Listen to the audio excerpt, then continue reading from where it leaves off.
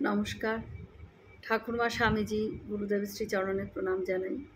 শতরূপা সারদা থেকে কিছুটা অংশ পড়ে শোনাচ্ছি। ঠাকুর দক্ষিণেশ্বরে নিজের সংযমের পরীক্ষার ব্যবস্থা করেছিলেন। সেই সঙ্গে শ্রী শ্রী মায়েরও অগ্নি পরীক্ষা। পূর্ণ যৌবন শ্রী রামকৃষ্ণ নবযৌবনা শ্রী শ্রী মায়ের সঙ্গে দীর্ঘকাল এক শয্যায় অতিবাহিত করেন। আশ্চর্য তাদের এই দিব্য লীলাবিলাস। সেখানে সামান্যতম কামভাবের অস্তিত্ব দেখা যায়নি।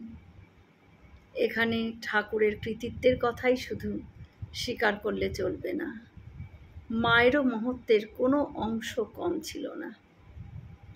স্বয়ং শ্রী রামকৃষ্ণ পরবর্তীকালে মুক্ত কণ্ঠে বলেছেন,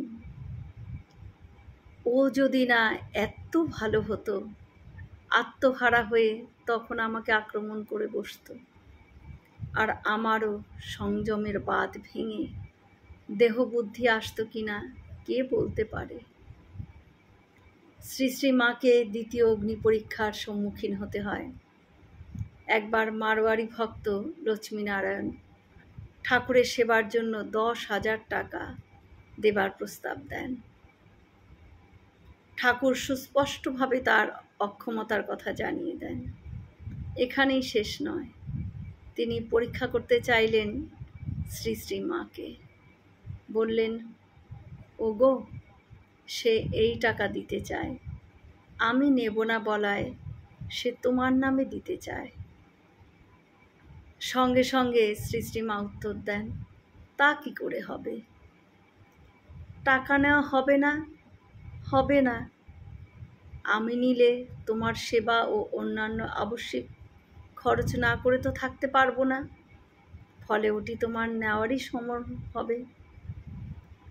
তোমাকে লোকে শ্রদ্ধা ভক্তি করে তোমার ত্যাগের জন্য, কাজেই টাকা কিছুতেই নেওয়া সম্ভব নয়।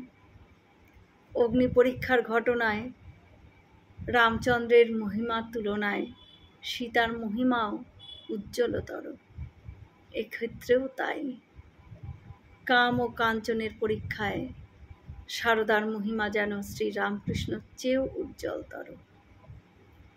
কঠিন অগ্নি পরীক্ষায় অগ্নি স্নান করে অক্ষত দেহে বেরিয়ে এসছেন পবিত্রতা স্বরূপিণী মা সারদা। জয় মা সারদা।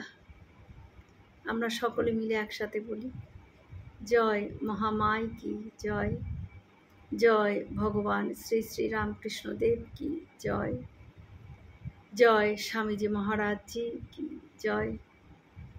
হয়তো অনেক ভুল ত্রুটি হলো, ঠাকুর যেন আমায় ক্ষমা করে দেন। সকলে সুস্থ থাকবেন, ভালো থাকবেন। ঠাকুর মায়ের কৃপা দৃষ্টি সকলের ওপর বর্ষিত হোক। শুভরাত্রি।